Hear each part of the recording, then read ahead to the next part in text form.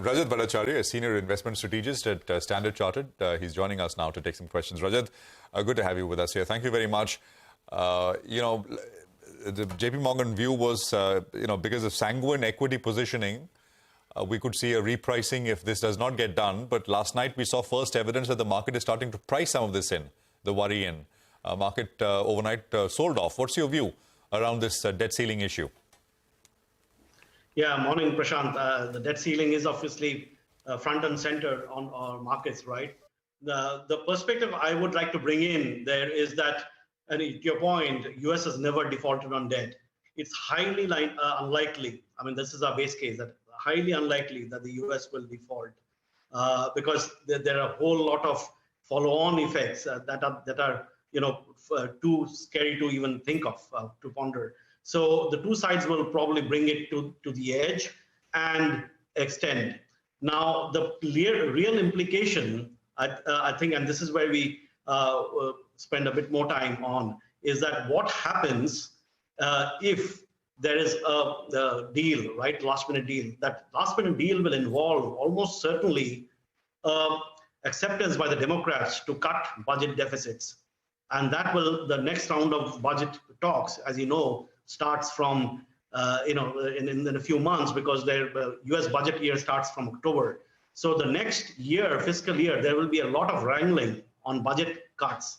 And that is negative for growth over and above the overarching, monetary tightening that is going on in the US.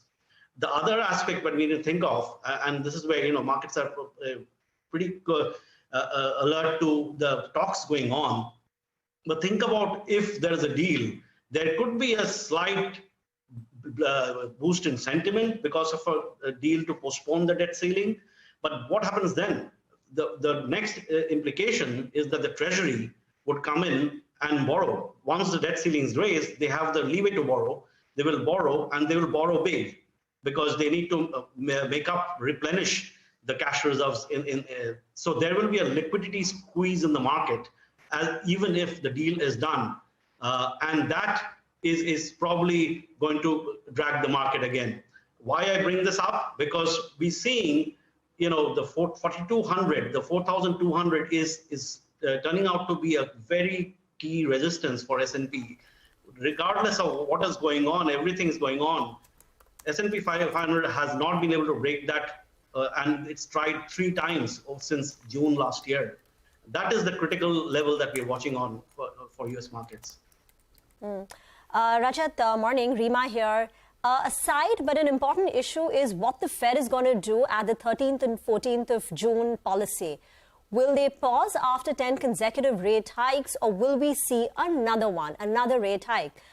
Your thoughts on this issue? Because today we will get some insights into the Fed thinking when the FOMC minutes of the May meeting are revealed.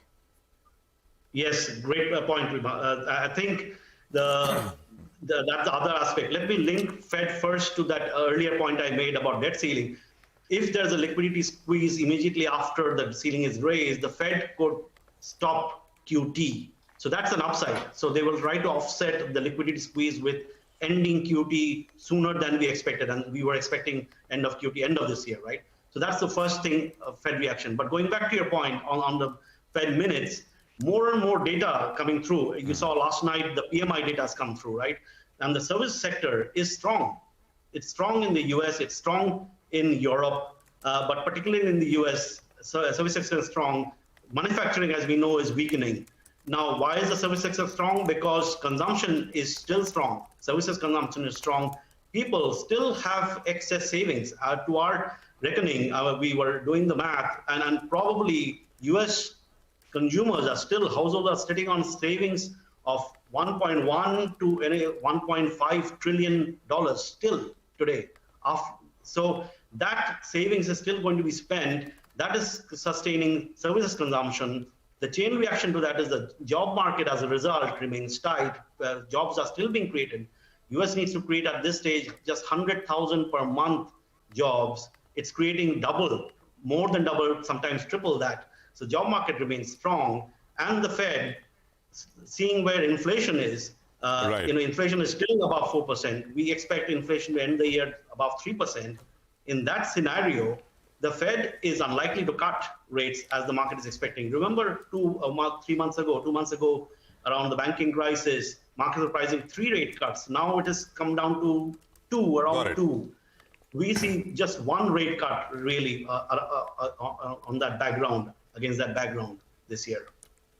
All right, Rajat, we'll leave it there. Quick conversation today, but we'll have you back soon again. Thanks very much. Appreciate it here on CNBC-TV18. We'll take a break here. Our list of top stocks to watch lined up on the other side of this quick break.